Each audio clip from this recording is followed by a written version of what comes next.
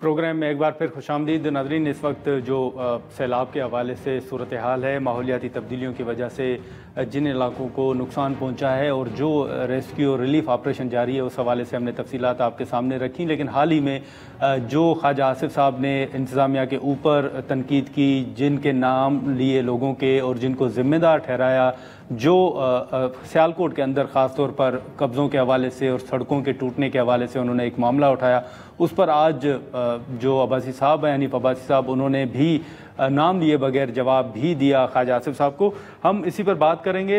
वफाकी वज़ीर कैसर अहमद शेख साहब हमारे साथ मौजूद हैं। शेख साहब, बहुत शुक्रिया वक्त निकालने का। सबसे पहले तो अब सैलाब के बायस अगर आप देखें तो जहाँ पर नुकसान हुआ है वहाँ पर कई सवालात भी उठ रहे हैं कि सड़कों के ठेके जो है वो किसको दिए गए, जो कब्ज़े हुए हैं वो उस हवाले से किसने उन लोगों को फैसिलिटेट किया। ख्वाजा आसिफ साहब जो हैं वो बड़े नाला नज़र आ रहे हैं हालिया दिनों में, अगर कुछ बयानात उनके आपकी नज़र से गुजरे हों, आप क्या कमेंट करेंगे सर इन बयानात पर जो ख्वाजा आसिफ साहब उठा रहे हैं? बिस्मिल्लाहिर्रहमानिर्रहीम। मैं कल कौमी असम्बली में मौजूद था जब ख्वाजा आसिफ साहब ने ये तकरीर की, स्पीच की कौमी असम्बली में।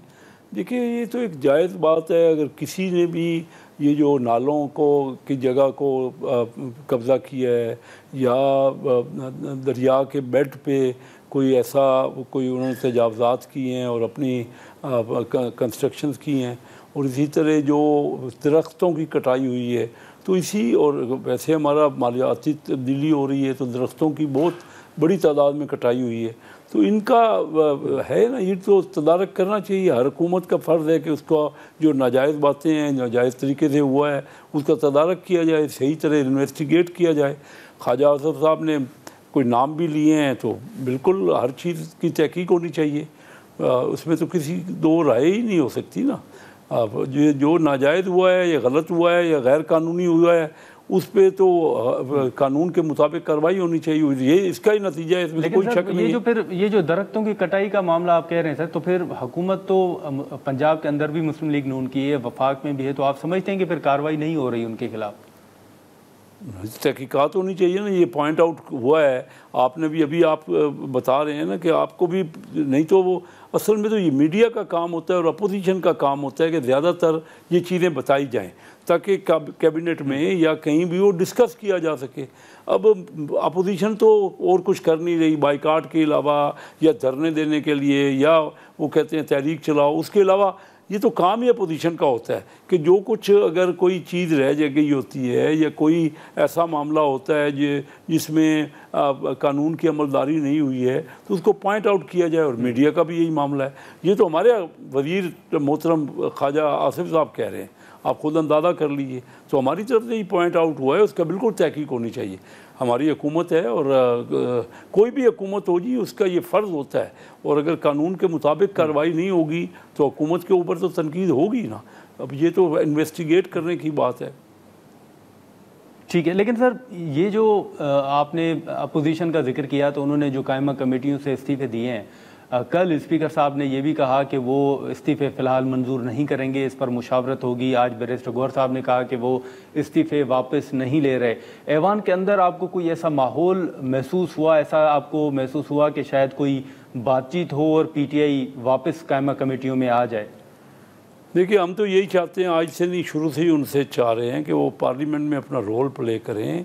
जब इलेक्शन हुआ ना, सबसे ज़्यादा पार्लियामेंट में यानी नेशनल असम्बली में उनकी सीटें थी, सबसे बड़ी पार्टी थी। उनको बाकायदा हमने ये पीपल पार्टी की तरफ से और मुस्लिम लीग की तरफ से भी, पीपल पार्टी ने तो यहाँ तक कह दिया कि वो उनको साथ शामिल होकर हुकूमत करना चाहते, और हमें भी कोई एतराज़ नहीं था कि वो उनकी बड़ी है।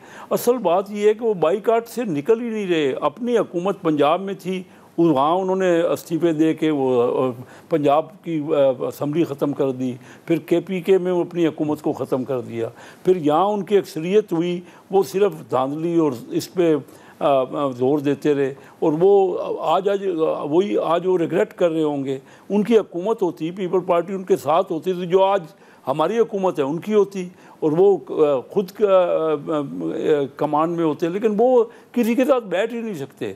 अभी रिसेंटली वो बैठे थे मौलाना फजल रहमान साहब के साथ, आपने देखा 26वीं तरमीम में जी। सारा मिल के तरमीम हुई, आखिरी दिन तय करके हर चीज़ करके वो हट गए। जब भी कोई इंडिया का हमला हुआ है तब भी पिछले में जब उन्हीं की अपनी हुकूमत थी, जब और वहाँ पे इंडिया के हमने पकड़ा था पायलट्स को, वो उस वक़्त भी हम अगर उनके साथ बैठना चाह रहे थे तो वो हमें भी शामिल नहीं करना चाहते थे। तो आप मुझे बताइए, हम तो कहते हैं कि ना इस्तीफ़े दें, और स्पीकर साहब ने भी बड़ा अच्छा किया है जो उनके इस्तीफ़े मंजूर नहीं किए। ये पार्लियामेंट में अपना रोल प्ले किया, उनका रोल ही नहीं है पार्लियामेंट में, मुझे नहीं समझ आती।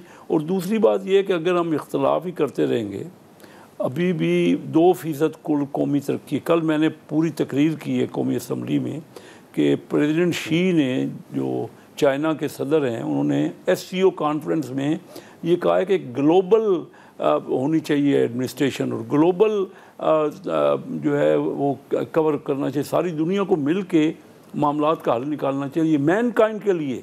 ये चाइना का बहुत बड़ा कमाल देखिए ना, ये मैं चाइना जाता हूँ, पिछले 52 साल से जा रहा हूँ रेगुलर उनके बाद, जो मैंने देखा है कि किस तरह उन्होंने अपने 700 मिलियन लोगों को, 70 करोड़ लोग जो कि गुर्बत की लकीर के नीचे थे, उनको गुर्बत से निकाल दिए।